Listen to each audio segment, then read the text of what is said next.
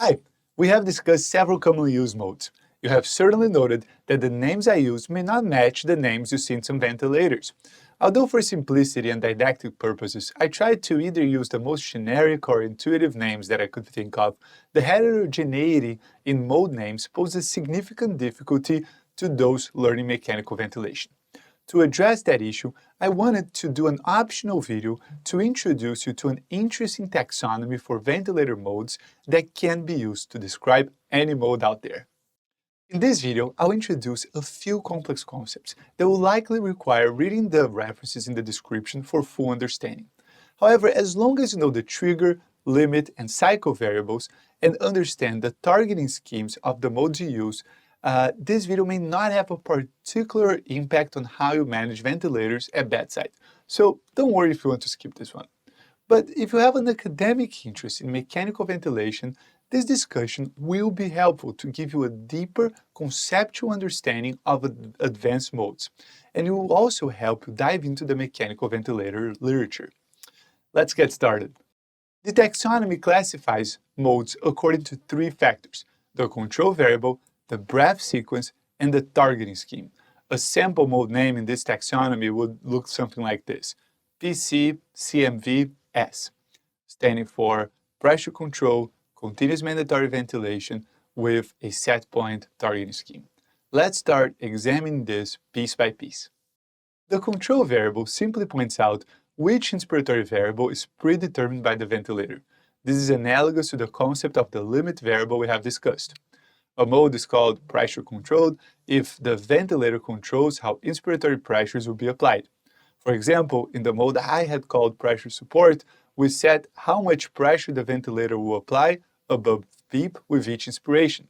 In pressure support, however, we do not know how much inspiratory flows or tidal volumes will be delivered, since the same applied pressure may lead to different flows depending on patient's effort and on respiratory system mechanics. A mode in this taxonomy is called volume controlled if both volumes and inspiratory flows are predetermined prior to inspiration. For example, in the mode I had called simply volume control, we set inspiratory flows and cycle inspiration whenever we achieve a certain tidal volume. So these two variables are predetermined.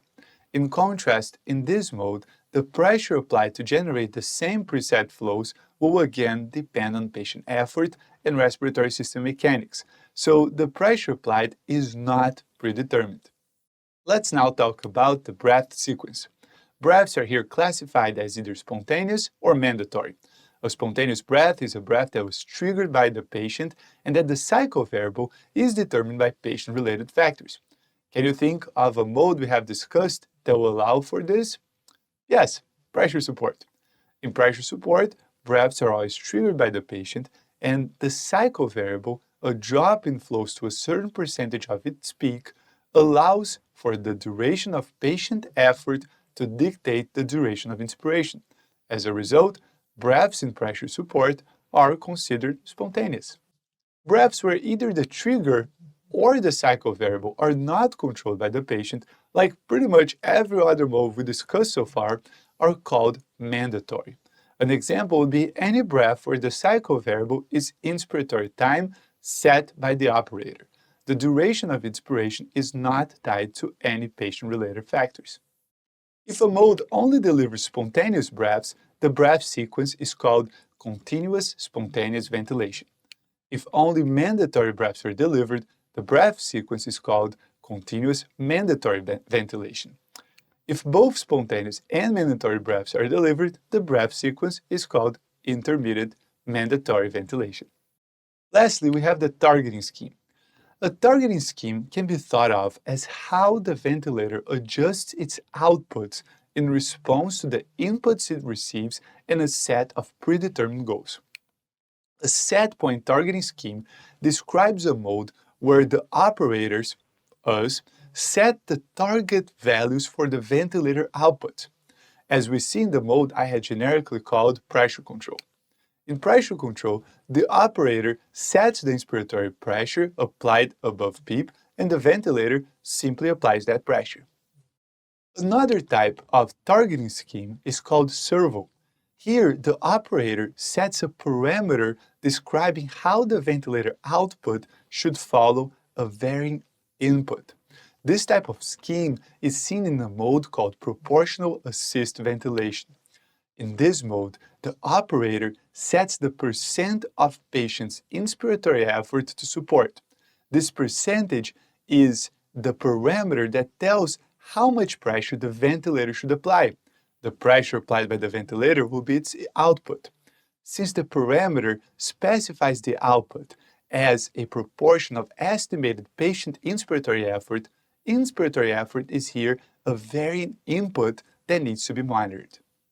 An alternative type of targeting scheme is the adaptive scheme, which we've talked extensively about. Here, the ventilator sets the target for its own output with a goal of achieving a target set by the operator. In adaptive pressure ventilation, for example, the ventilator sets the target for its output, the applied inspiratory pressure, to achieve the target tidal volume set by us, the operators. Additional targeting schemes that you will find in the references in the description of this video include dual, biovariable, optimal, and intelligent. Let's now put this all together and discuss the taxonomy of a few of the modes we will cover during this course. What I'll generically call volume control actually refers to volume control, since the ventilator predetermines inspiratory flows and tidal volumes, continuous mandatory ventilation, since the cycle variable is not controlled by the patient, with a set point targeting scheme, since the ventilator output is solely dependent on the operator's input.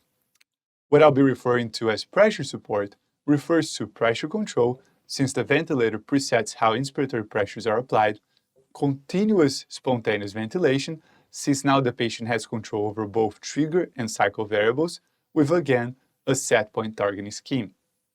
Lastly, the most appropriate term for what I've been calling adaptive pressure ventilation, or APV, would be pressure control, since the ventilator predetermines before each inspiration how much pressure will apply, continuous mandatory ventilation, since the cycle variable is inspiratory time, with an adaptive targeting scheme, since the ventilator will set its output applied inspiratory pressure with a goal of matching tidal volumes to the target volume specified by the operator. This is it for today. I'll continue to use the generic simplified terms for the rest of the course, but if you have a more academic interest in mechanical ventilation, I definitely recommend you read the references in the descriptions of this video. I'll see you next week.